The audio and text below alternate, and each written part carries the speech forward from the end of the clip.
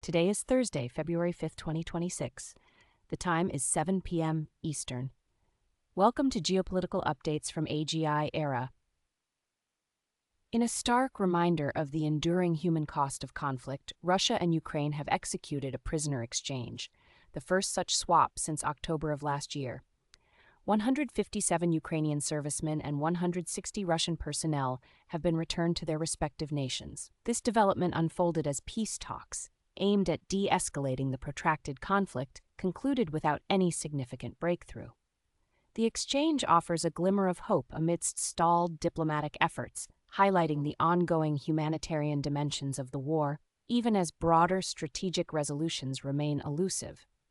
This prisoner swap, while a positive step for the individuals involved, underscores the complex and often contradictory nature of current geopolitical dynamics in Eastern Europe, where tactical concessions occur even as fundamental disagreements persist. We will delve deeper into the long-term implications of these developments in our Deep Analysis segment.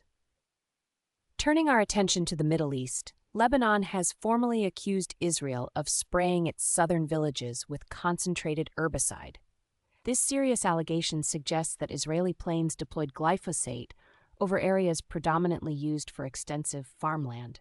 Israel has, so far, declined to comment on these specific claims. Such actions, if proven true, could have significant environmental and agricultural consequences for the affected Lebanese communities, potentially exacerbating existing tensions along the border and raising concerns about chemical warfare in the region. In West Africa, the governor of a Nigerian state has reported a devastating massacre where dozens of Muslims were killed for refusing to join jihadist groups. Initial reports indicate that at least 78 bodies have been buried, with fears that the total death toll could be as high as 170 people.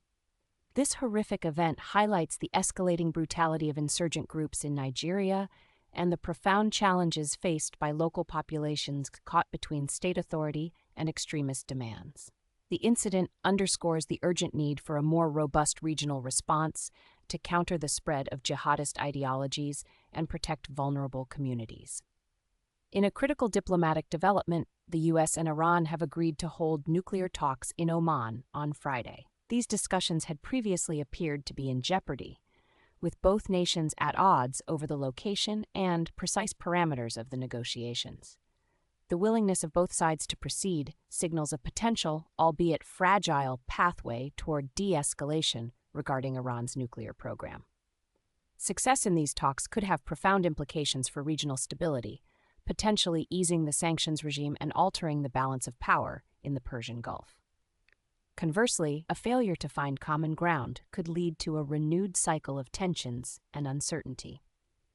Shifting to East Africa, a dire humanitarian situation is unfolding in South Sudan, where aid workers are reported missing after a series of airstrikes hit a hospital. Médecins Sans Frontières, or MSF, states that a government airstrike directly impacted its hospital facility, following the looting of another one of its health centers. This incident raises grave concerns about the protection of humanitarian personnel and medical infrastructure in conflict zones, potentially constituting a war crime under international law. The disappearance of aid workers further complicates efforts to deliver vital assistance to vulnerable populations in a nation already grappling with profound internal strife and displacement. President Zelensky of Ukraine has revealed that 55,000 Ukrainian soldiers have been killed in the ongoing war with Russia. He also noted that a large number of people are officially missing, suggesting the actual death toll is likely much higher. This somber announcement provides a stark update on the human cost of the conflict, far exceeding previous public estimates.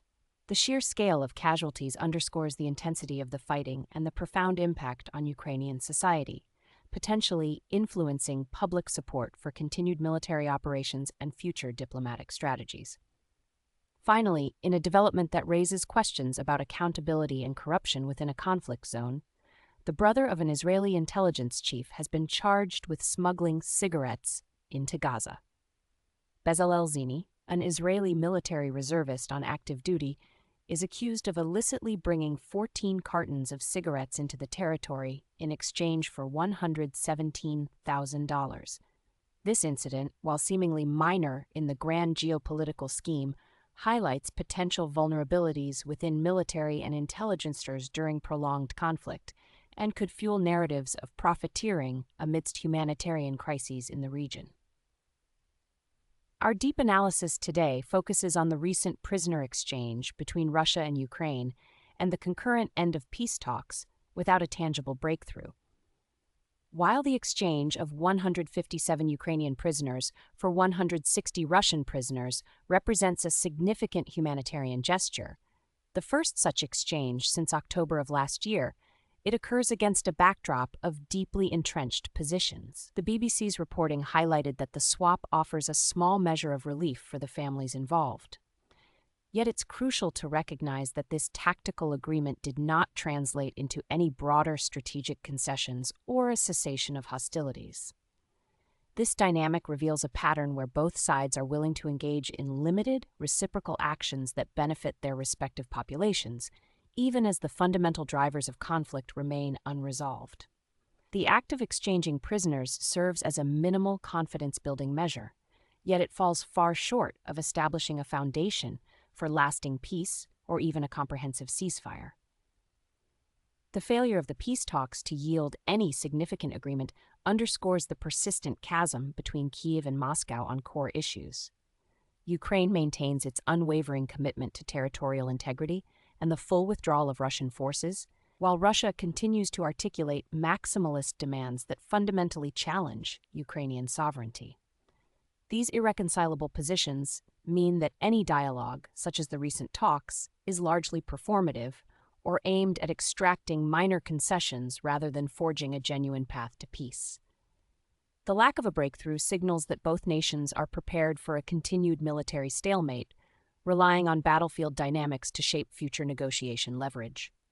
Economically, the ongoing conflict, despite these limited humanitarian exchanges, continues to impose immense costs on both nations and the broader global economy. For Ukraine, the persistent warfare strains its national budget, devastates infrastructure, and disrupts agricultural output, a critical component of its economy.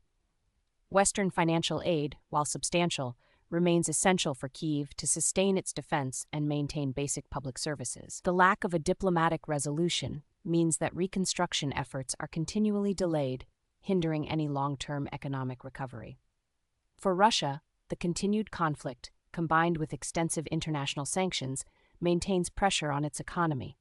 While Russia has demonstrated resilience in rerouting trade and developing alternative financial mechanisms, the long-term impact on technological development, access to global markets, and foreign investment remains significant. The cost of maintaining a large-scale military operation, coupled with the drain on human capital, places a heavy burden on the Kremlin's resources. The absence of a peace agreement prolongs this economic isolation and the necessity for a wartime economy. Strategically, the situation remains a protracted struggle for geopolitical influence in Eastern Europe. For Ukraine, continued resistance, even at immense cost, is viewed as vital for its national survival and aspiration for Euro-Atlantic integration. For Russia, the conflict is framed as a struggle against perceived Western encroachment and a bid to reassert its sphere of influence. The prisoner swap, while a gesture of goodwill, does not alter these fundamental strategic objectives. It serves more as an acknowledgement of the humanitarian dimensions of warfare rather than a precursor to a shift in military or political strategy. The broader implications extend to international norms and alliances. The continued conflict, unimpeded by successful peace negotiations, highlights the challenges facing international diplomacy in resolving major power confrontations. It reinforces the perception among some nations that military force remains a primary tool for achieving geopolitical objectives, potentially emboldening other actors in contested regions. Furthermore, the EU and NATO alliances remain unified in their support for Ukraine, but the ongoing stalemate places pressure on their long-term commitment and resource allocation, particularly as domestic priorities in member states evolve. The deep divisions underscore a protracted era of geopolitical instability, where localized humanitarian actions may occur, but larger strategic shifts require a fundamental reevaluation of core national interests by all parties involved. In summary, today's events underscore the complex interplay of humanitarian actions and entrenched geopolitical realities. While a prisoner exchange provided a brief respite, peace talks between Russia and Ukraine concluded without a breakthrough, signaling a continuation of the protracted conflict. Elsewhere, serious allegations of chemical spraying emerged in Lebanon. Massacres were reported in Nigeria, and crucial nuclear talks between the U.S. and Iran are set to proceed. For our watch list over the next 24 hours.